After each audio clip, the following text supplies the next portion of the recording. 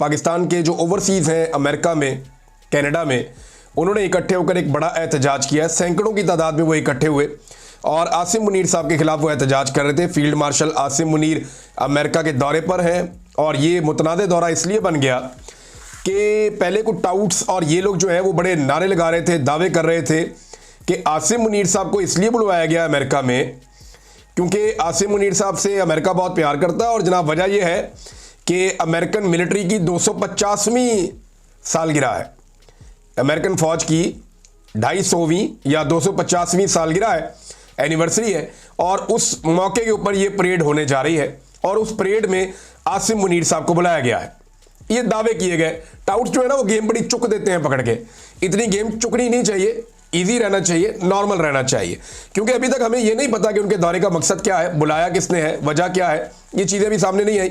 लेकिन जब इस किस्म के दावे किए गए तो फिर उन दावों की तरदीद तो आनी थी और व्हाइट हाउस की जानिब से बाकायदा तरदीद आई है, जिसे छापा है द इकोनॉमिक टाइम्स ने। कहते हैं United States denies inviting Pakistan army chief Asim Munir to 250th army anniversary parade के जनाब अमेरिका ने डिनाई कर दिया है कि उन्होंने इनवाइट किया पाकिस्तान के आर्मी चीफ आसिम मुनीर को 250वें एनिवर्सरी परेड पे। फिर वो कहते हैं the white house has firmly denied, उन्होंने बड़ी सख्ती के साथ की तरदीद की है कि किसी भी गैर मुल्की फौजी लीडर को और इसमें शामिल कर लें खास तौर पे Pakistan army chief general Asim Munir को, इनको इनवाइट नहीं किया गया 250वीं एनिवर्सरी सेलिब्रेशंस में, जिसके साथ जो है डोनाल्ड ट्रंप की सालगिरह भी जुड़ी हुई है इत्तफाकिया तौर पे। और वाइट हाउस ऑफिशियल्स ने इन क्लेम्स को झुटला दिया। उन्होंने कहा ये झूठ है, ये गलत बात है, खबर झूठी है, आसिम मुनीर साहब को इसमें इनवाइट नहीं किया गया। एक तो ये है। लेकिन दूसरी जानिब ओवरसीज पाकिस्तानियों ने बड़ा टकाकर एहतजाज किया। सैकड़ों की तादाद में वो इकट्ठे हुए, बहुत दूर दूर से लोग आए।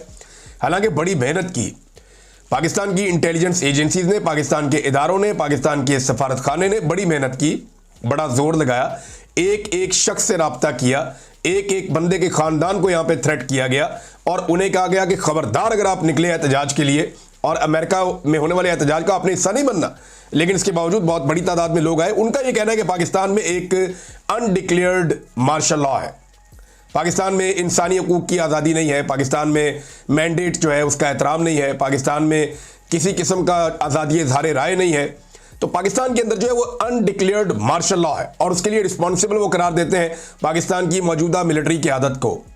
अब जरा इसको आप समझें, फौज को ब्लेम कोई नहीं करता, फौज से तो लोग प्यार करते हैं, फौजी बेचारे वो तो अपनी ड्यूटी कर रहे होते हैं। तो ये मिलिट्री एस्टेब्लिशमेंट अपने ज़ाती फ़ायदों के लिए जो टॉप के लोग हैं वो कुछ गलत फैसले कर लेते हैं और उन गलत फैसलों के नतीजे में पाकिस्तान इस वक्त एक अनडिक्लेयर्ड मार्शल लॉ का शिकार है। तो आसिम मुनीर साहब का दौरा कामयाब होता है या नहीं होता है, इस पर बहुत सारे लोग तबसरे कर रहे हैं। हो सकता है उनकी कोई हाई प्रोफाइल मीटिंग हो जाए, कोई मुलाकात हो जाए, और हो सकता है कि ना हो। अगर हो गई, कोई तस्वीर वगैरह मिल जाती हैं तो फिर बड़ी बल्ले बल्ले भी हो जाएगी। लेकिन यहाँ पर ये जो एहतजाज हुआ है इसका इम्पैक्ट तो आएगा, छोटा है बड़ा है, इम्पैक्ट तो आएगा। मैं देख रहा था जितनी सख्ती की जा रही थी तो ऐसा लगता था शायद दर्जनों लोग इकट्ठे हो पाएंगे, लेकिन सैकड़ों लोगों के इकट्ठे हो जाने में इस बात की समझ आ रही है कि शदीद तरीन दबाव, प्रेशर और तमाम हथकंडे इस्तेमाल करने के बावजूद लोग डरे नहीं हैं। लोगों की एक बड़ी तादाद जो है वो इस एहतजाज में ओवरसीज पाकिस्तानियों की शामिल हो गई है। मैंने आपको बताया जी इकोनॉमिक टाइम्स क्या कह रहा है इस बारे में और खबर क्या आ रही है। लेकिन एक चीज़ और है, पाकिस्तान तरीके इंसाफ का एक जलसा हुआ, उसमें अली अमीन गंडापुर ने एक तकरीर की है खैबर पख्तूनख्वा में। उस तकरीर में अली अमीन गंडापुर ने 2-3 बातें की हैं जो बड़ी खतरनाक हैं और पाकिस्तान तरीके इंसाफ की क़यादत को, खासतौर पे इमरान खान साहब को इसके ऊपर नोटिस लेना चाहिए। तरीके इंसाफ एक जमहूरी जमात है। इमरान खान हमेशा कहते रहे हैं कि हम अदम तशद्दुद पे कारबंद हैं, हम टेबल टॉक पे बिलीव करते हैं, पुरअमन एहतजाज हमेशा हम करेंगे। इमरान खान ने कभी बंदूक, गोली और डंडे की बात नहीं की। लेकिन अली अमीन गंडापुर ने पाकिस्तान तरीके इंसाफ की शक्ल को बिगाड़ना शुरू किया है। इसको ज़रा समझिए, ये बारीक वारदात है। जो अली अमीन गंडापुर साहब काम कर रहे हैं ये पाकिस्तान की एस्टेब्लिशमेंट को सूट करेगा। ये जो अली अमीन गंडापुर साहब काम कर रहे हैं ये पाकिस्तान तरीके इंसाफ के दुश्मनों को सूट करेगा। वो कल को कहेंगे कि ये दहशतगर्द है, क्योंकि इनका वज़ीर आला खुद कहता था कि बंदूक लेकर आएंगे, गोलियां ठोकेंगे, मारेंगे नहीं, गोलियां ठोकेंगे, ये लफ्ज़ उन्होंने इस्तेमाल किया। गोली चलाओगे, हम गोलियां ठोकेंगे। जमहूरी आदमी जो होता है ना वो ये कहता है कि तुम गोली चलाओगे, तू तीर आजमा, हम जिगर आजमाए, ये होता है जमहूरी आदमी। एक पॉलिटिकल फोर्स जो है वो गोलियां चलाने की, गोलियां मारने की बात नहीं करती। एहतजाज की बात करती है, मुज़ाहमत की बात करती है। लेकिन अली अमीन गंडापुर साहब ने पहले भी कहा कि मैं सबसे पहले गोलियां खाऊंगा, फिर ये नजर भी नहीं आए। जब गोलियां कारकुनों को लग रही थी तो अली अमीन गंडापुर साहब वहां से भाग रहे थे, फटाफट वहां से निकल गए, नजर भी नहीं आए किसी को। लोग रोकते रहे रस्ते में, अल्लाह का वास्ता रुक, लोग मर रहे हैं, ये छोड़ के भाग गए। उससे पहले ये पहाड़ियां क्रॉस करके भाग गए। अब अली अमीन गंडापुर साहब कह रहे हैं कि मैं गोलियां मारूंगा, अडियाला जाऊंगा, हथियारों को लेकर जाऊंगा और मैं गोलियां मारूंगा। ये उनका स्टेटमेंट है। और वो अपने लोगों से कह रहे हैं कि मारोगे गोलियां, हम हथियार लेकर जाएंगे, एक के बदले 2 गोलियां मारोगे। तो उनके लोग कह रहे हैं जनाब आगे तो लोग तो जज्बाती होते हैं, वो उनके साथ नारेबाजी में शामिल हो रहे हैं। ये एक्चुअली पाकिस्तान तहरीक इंसाफ को डैमेज करने की एक कोशिश है। मैं सीरियसली आपको कह रहा हूं, इमरान खान कभी अपने लोगों को यह नहीं कहेगा कि गोलियां मारो।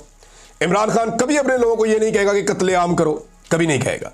वो आज भी कहते हैं कि 9 मई हमारे ऊपर प्लानिंग किया गया है, 9 मई का मंसूबा हमारे ऊपर डाला गया। इमरान खान ये कहता है, वही कहता है मेरे लोग पुरअमन एहतजाज कर रहे हैं, ऐसा नहीं हो सकता कि मेरे लोग हथियार लेकर आ जाएं। लेकिन अली अमीन गंडापुर ये क्लेम कर रहे हैं कि हथियार लेकर भी जाएंगे, गोलियां भी चलाएंगे। अब ये कौन सी जमहूरी पार्टी है या इसका, ये एक्चुअली पाकिस्तान तहरीक इंसाफ को इस तरीके से डैमेज किया जा रहा है कि तहरीक इंसाफ के लोग याद रखेंगे जो अली अमीन गंडापुर साहब उनके साथ कर रहे हैं। आज से कुछ अर्सा पहले इसी अली अमीन गंडापुर के भाई ने मेरे पे इल्जाम लगाया था, फैसल अमीन ने, और इल्जाम ये लगाया था कि जब अली अमीन गंडापुर भाग गया था पहाड़ियां क्रॉस करके, तो मैंने अली अमीन गंडापुर से लड़ाई की थी कि तुमने पुलिस को और रेंजर को गोलियां क्यों नहीं मारी। मेरे पे ये इल्जाम लगाया था और ये कहा था कि हमने आगे से जवाब दिया कि हम कभी भी लॉ एनफोर्समेंट के ऊपर गोली नहीं चलाएंगे, मर जाएंगे। इस किस्म की ट्वीट की थी फैसल अमीन गंडापुर ने। और आज उसी के भाई से, वजीर आला से, किस तरह के बयानात दिलवाए जा रहे हैं। मैं कन्विक्शन के साथ कम से कम ये बात कर सकता हूं कि अली अमीन गंडापुर का ये स्टेटमेंट इमरान खान का स्टेटमेंट नहीं हो सकता, और ये स्टेटमेंट पाकिस्तान तहरीक इंसाफ को कभी भी सूट नहीं करेगा, और ये स्टेटमेंट पाकिस्तान तहरीक इंसाफ के मुखालिफिन को सूट करेगा। आप देख लीजिएगा, इन चीजों को इस्तेमाल किया जाएगा। अब आ जाए नादरीन, एक तो यही तो प्लान, यही तो बयानिया बनाया जाता है, यही तो प्लान किया जाता है कि जनाब ये दहशतगर्द है, मारो इनको। और बंदूकें लेकर कौन अवाम जाएगी भाई? लोग एहतजाज करने जाते हैं, पुरअमन एहतजाज करने जाते हैं, वोट डालने जाते हैं, आप लोगों को बंदूकें लेकर लश्करकशी करनी है किसी जगह पे? ये बड़ा अनफॉर्चुनेट है। देखे, जो हुकूमत ने किया, गोली चलाई, और गोली क्यों चलाई उसके ऊपर हमने आज तक सवाल उठाया। इन्होंने नहीं उठाया ना, आज तक अपना पर्चा नहीं करवा सके, आज तक अदालत के अंदर नहीं जाते, अदालत में केस आता है, आज तक अली अमीन गंडापुर एक दफा पेश नहीं हुआ। कह रहे थे जी मेरे बंदे लापता हो गए हैं, किधर है? एक भी केस नहीं किया। कह रहे थे जी मेरे बंदे मारे गए हैं, कहां केस किया है? किसी जगह में कोई, किसी जगह एक जगह वज़ीर आला गया हो, सूबे के लोग जिनको आप साथ लेकर गए वो मारे गए, आप वहां पे गए ही नहीं। आपको जाना चाहिए था ना, जाके मुकदमा लड़ना चाहिए था। जो पहले लाशें वहां छोड़ गए उनका मुकदमा लड़ा नहीं है, और अब लोगों को दोबारा लड़ाई के लिए, जंग के लिए तैयार नहीं करना, तहरीक के लिए तैयार करना। इमरान खान ने यह कहा था। बहरहाल ये गेम कोई और हो रही है, ये आने वाला वक्त साबित करेगा, अगर तो मामला वहां तक गया तो। अब आ जाए नाज़रीन ईरान और इसराइल के मामला के ऊपर, और ये बड़े क्लियर मामला हैं कि इसराइल ने पहले अटैक किया, उनकी असेसमेंट कुछ और थी, लेकिन उसके नतीजे में हुआ क्या। अब ईरान की हिकमत अमली आप देखें, हम जो मनाजिर देख रहे हैं ना, जब 5वां दौर आया मिसाइल्स का, तो ये स्काई न्यूज़ के वहाँ के जो ब्यूरो चीफ हैं उन्होंने अपने मोबाइल से वीडियो बनाकर भी लगाई, और बहुत सारे जो इंटरनेशनल जर्नलिस्ट हैं वो लगा रहे हैं। दुनिया भर के जो बड़े बड़े जरीदे हैं, अल जजीरा है, BBC है, CNN है, हर जगह पे स्काई न्यूज़ है, अरब न्यूज़ है, अरब के बहुत सारे चैनल्स हैं, TRT है, तुर्की के चैनल्स हैं, बाकी जगहों के हैं, वो सारे। ईरानी मीडिया भी इसके ऊपर रिपोर्ट कर रहा है, इजरायली मीडिया भी इसके ऊपर रिपोर्ट कर रहा है, हम सारा मीडिया देख रहे हैं कंटिन्यूसली। तो ये जो अटैक हो रहे हैं ईरान की जानिब से, ये अनप्रेसिडेंटेड है। इस तरह के अटैक इसराइल पे इससे पहले नहीं हुए थे। ईरान जो ज़्यादातर टारगेट कर रहा है वो एनर्जी के सोर्सेज पे कर रहा है, जहां से इसराइल के तैयारे रीफ्यूलिंग कर सकते हो, जहां से उनको तवानाई में असर आ सकती हो, जहां पे उनके एनर्जी के सोर्सेज हो, ऐसी जगह के ऊपर ईरान लगातार अटैक कर रहा है। और ये 5वां जो ग्रुप आया मिसाइल्स का ईरान की जानिब से, इसमें बैलिस्टिक मिसाइल्स भी शामिल थे। नाज़रीन, बैलिस्टिक मिसाइल के बारे में मैं आपको बता दूं थोड़ा सा, ये बहुत तेज़ रफ्तार मिसाइल होते हैं और ये बहुत तेज़ रफ्तारी से अपने टारगेट की तरफ बढ़ते हैं। अगर दूसरे मिसाइल्स के बीच में ये कहीं से आता है तो ये आनन फानन जाके अपने टारगेट को हिट करता है।